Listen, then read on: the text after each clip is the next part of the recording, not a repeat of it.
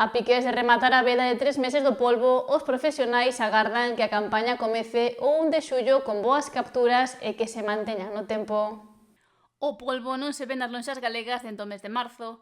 Para que a especie se recuperara, ao mes habitual de parada biolóxica sumáronse 2 máis de veda.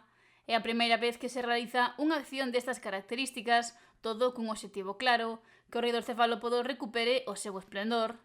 A captura volverá a estar permitida en augas galegas a partir do 1 de xullo, polo que os profesionais afrontan o inicio da campaña con optimismo. Perspectivas a ver.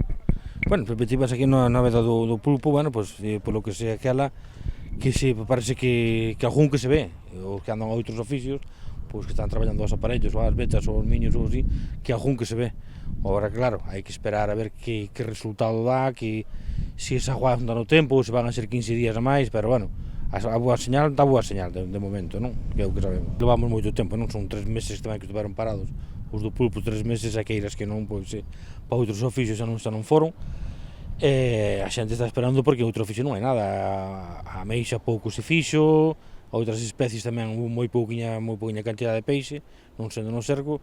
Entón, claro, a xente está esperando por esta campaña da nécora máis do pulpo para poder facer algo, non?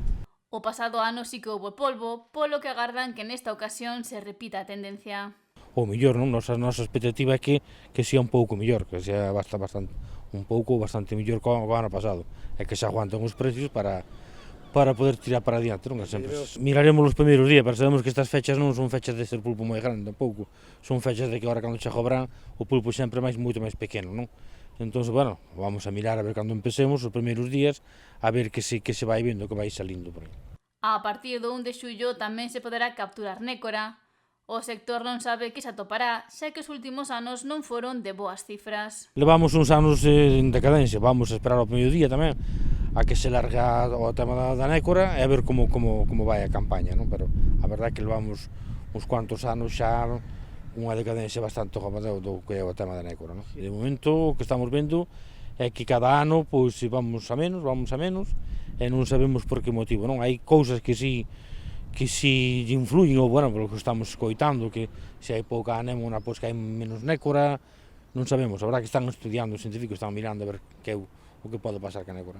No outro lado da balanza está a centola. Esta especie entrou en veda o venres e pechou con boas cifras. A cantidad, houve máis cantidad, pero tamén os precios aguantaron moi ben, desde principios hasta rematar o ano, non?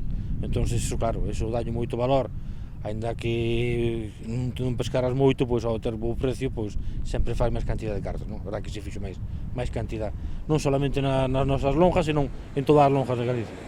Polo que sostén que foi un bo ano de centola en Ribeira e tamén en toda Galicia.